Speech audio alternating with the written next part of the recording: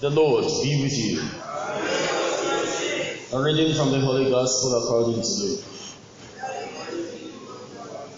At that time Jesus said, Woe to you, Pharisees, for you tithe mint and rue and every herb, and neglect justice and the love of God. These you ought to have done without neglecting the others. Woe to you, Pharisees, for you love the best seats in the synagogues and salutations in the marketplaces. Woe to you, for you are like graves which are not seen, and men walk over them without knowing it. One of the lawyers answered him, Teacher, in saying this, you reproach us also. And he said, Woe to you, lawyers also, for you load men with burdens hard to bear, and you yourselves do not touch the burdens with one of your fingers. The Gospel of the Lord.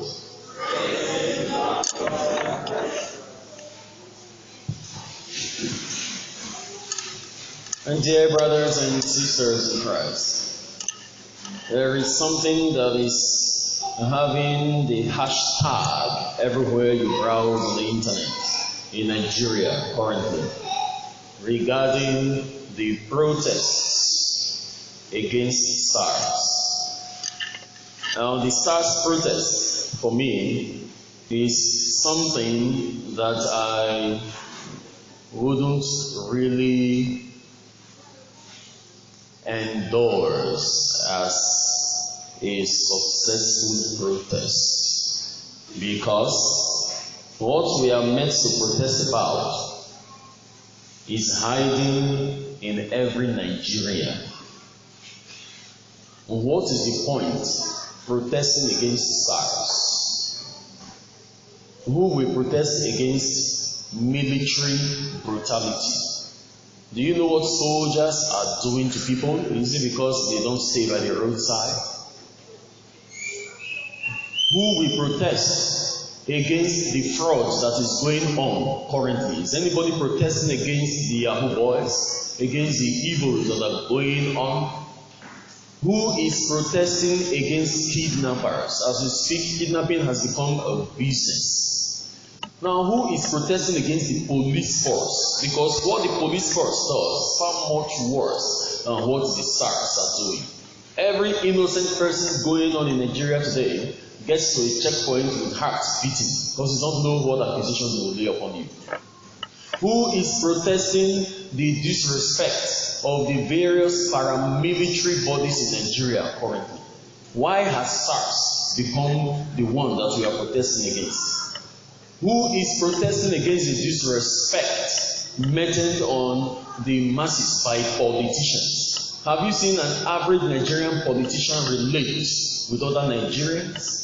How do they count us as human beings? The average Nigerian politician? Have you not been victim of your vehicle almost falling into the gutter because the politician is passing with the siren? Have you not been victim of police brutality because you didn't give way for the politician they are following to pass? Have we not heard about politicians coming out and ordering the whipping of a priest because he didn't clear from the way? Who is protesting against the insult that politicians presently as we speak are meting against Nigerians? Who is protesting against the insensitivity of our children being at home now because of the government attitude discrepancy? Who protests against the fact that the Labour Congress will begin a strike in order to save the average Nigerian, and yet that strike eventually is compromised because some people have been bought over? Who is protesting against the hike of prices of things in Nigeria, where people don't have any hold on a livelihood presently? Who is protesting against the unjust kind of amount given in Nigeria as a minimum wage currently? Does the take home of a minimum wage take people home? Who is protesting against all things? So that the protest against SARS for me is even a blinding force that blinds us of other things that needs to be attended to. Somebody might say, for instance, that we are beginning from one place. We are beginning from one place. The protest against SARS is only a beginning. When there are more SARS everywhere in the hospitals, have you not been victims of doctors' disrespect in the hospital? Have you not been victims of nurses' disrespect in the hospital? Can you calculate the amount of disrespect our lecturers have given to our children? Is there anything as worse? Is SARS doing anything compared to what is happening in our universities? Where the girls are molested sexually and the boys are arranged in such a way that if they don't drop money, they cannot have their marks. Who is protesting against this? Can we keep naming them and we'll live here today? So that the protest against SARS is actually, for me, a very wrong direction. It's the reason why I will not be found anywhere supporting the protest. Because the problem in Nigeria is far more than protesting against SARS. Once an average Nigerian has power, a small power, go to the airport and see what those men that they put at the gates of the airport will do to passengers. It is only when you get to Nigeria that you are almost humiliated as if one is a goat. When you go to the airports of other worlds, you are attended to with maximum respect. Go to the post office, for instance, and then you are going to get your own stuff at the post office. The person that is at the back of the counter sees you as someone who must beg him or her before she can dispatch her duties. Go to any government parastatal today with your money to go and do something legitimate. You appear as if you are like a beggar. Somebody is telling me about SARS. Is SARS our problem? Is SARS the only place in which you are being insulted? Nigeria has a culture of disrespect from the presidency, who do not see any single Nigerian as a human being to respect based on policy and law. And someone is telling me that the church is not saying anything. Well, I am one example of the church. And the church is not saying anything. We are not lending our voices to. Lend our voices to SARS. I think there is a bigger problem in Nigeria. Just go to anywhere.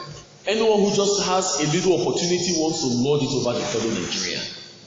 This is something far much bigger than the strikes of school. You see, Nigeria needs a whole orientation. A group of persons needs to begin this. When one is looking for how to solve a problem, your mouth is closed. You cannot be speaking at the same time thinking. I see the church currently as an institution that is thinking about what to do.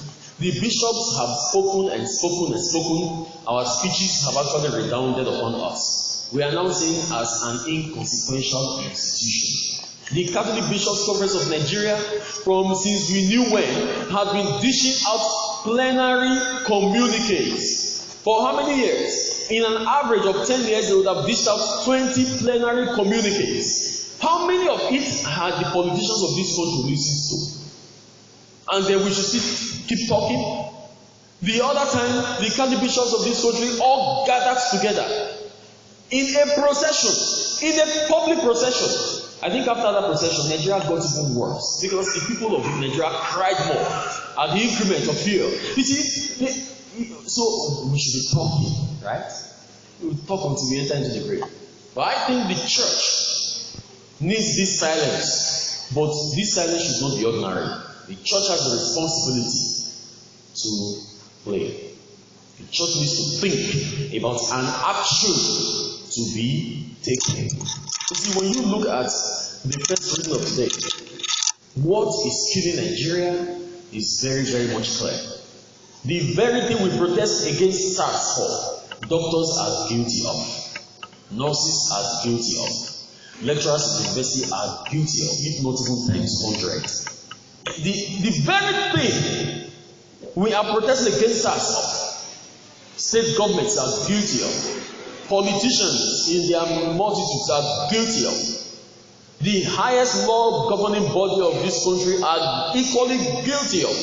Impunity is the culture in Nigeria. Anything can happen Anything can be done and freely done unchallenged by anyone who has power. Whether the person is a government, or the person is a president, or a state governor, or the head of a company, or the head of a family. Once a Nigerian has power, the person can do anything. It will be difficult to blame the police force, for instance. I tell you this, for their lackluster attitude. Because there are many people who signed into the police force with the genuine intention to fight justice. But what happens? They catch a criminal, they prosecute a criminal, then there is an order from above to release the person. Probably the person is the son of a general, the son of another police, or the son of a wealthy man in the city. So where is law? Nigeria is a lawless place, and it is unlawful to be lawful in a lawless society. What is good to do is clear. The first reading mentioned them. Joy. Who wants to give you joy in Nigeria? From government to hospital to school, you tell me, who wants to give you joy? Where have Nigerians found joy? Except in bars, except in the small efforts that we make to enjoy ourselves. It's a joy. Peace. Who wants to give you peace in Nigeria? Patience. Who wants to be patient with you? Kindness. Who wants to be kind to you? Goodness, faithfulness, gentleness, self-control. If there are people who have this, they are almost dying of exhaustion. Because anyone who decides to be good, both the good and bad, want to suck the person dry. But what do we see more in this country? From the highest of places, from the presidency down to the smallest house, you find immorality, you find impurity, you find licentiousness, idolatry, sorcery, enmity, strife, jealousy, anger, selfishness, dissension, party spirit. What is party spirit? Having cliques up and down. Having cliques up and down. we're not going to deny that. That's what is rocking Nigeria. Those who are squeezing Nigeria, they are in a party clique. Party spirit, envy, drunkenness, carousel, and the like. That's the first reason. And then, to really pinpoint the reason for this homily, we speaking against sex. You see, Jesus Christ was speaking against the Pharisees. Woe to you, Pharisee! Woe to you, Pharisee! Woe to you, Pharisee! Woe to you, Pharisee! Woe to you, Pharisee! But the lawyer said, if you are speaking to the Pharisees like that, all those things you are saying also rob us. And Jesus has not called their name. Maybe it's also their day. So they now brought their name forward. Because I have not called you, you brought yourself. Now, woe to you, lawyers! If you look at Nigeria, this is what Nigeria is. The youth that are saying woe to SARS should be ready to say woe to doctors. There is a woe to nurses who are oppressing and disrespecting patients, to lecturers, to parents, yes, and to the youth themselves who are involved in the current day menacing fraud everywhere, ritual and everything, cultism and all that. So the woe pervades every one of us. I think if we are not ready to make a change, we should all be ready for what they call mutual assured